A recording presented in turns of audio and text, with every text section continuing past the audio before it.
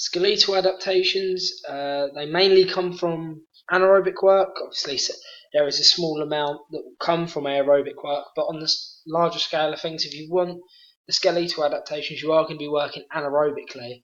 Um, First is about the bone density. Um, so this is mainly caused by weight training, and it's specifically about the bone mineral density. So um, it's mainly calcium that becomes more dense, and there's more in that, more in the bones. But having a higher calcium count and a higher calcium store leads to more osteoblasts, which means stronger bones due to them constantly being rebuilt. So this weight bearing and resistance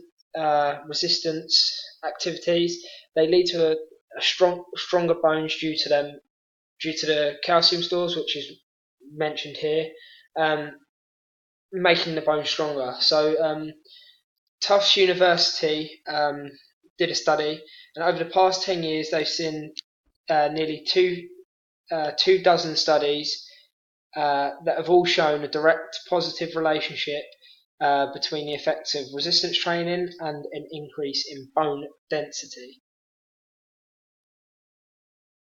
Um, so cartilage thickness and the synovial fluid protection. Um, so higher line cartilage becomes thicker due to it adapting to the regular exercise, and the cartilage will strengthen as a result of this. So it reduces the risk of osteoarthritis due to the increased protection. So especially for football, there's a lot of impact and a lot of stress is going through the knee joint due to it constantly taking the force of you running, putting all your force into your legs. Your knee is the main joint that takes the brunt of this force. So along with the cartilage becoming thicker, there's also the synovial fluid, like an increased synovial fluid production. So especially in people who don't exercise, usually a lot of synovial fluid becomes a lot thicker and slightly dries out. However, if you exercise regularly, so if you're constantly training, it's beneficial because it means that it's more like a lubricant for the joint rather than being all thick. This is beneficial to football as it again reduces damage to the knees, and means that you're going to have a prolonged sort of career, and also it means that you've got a lesser chance of injury.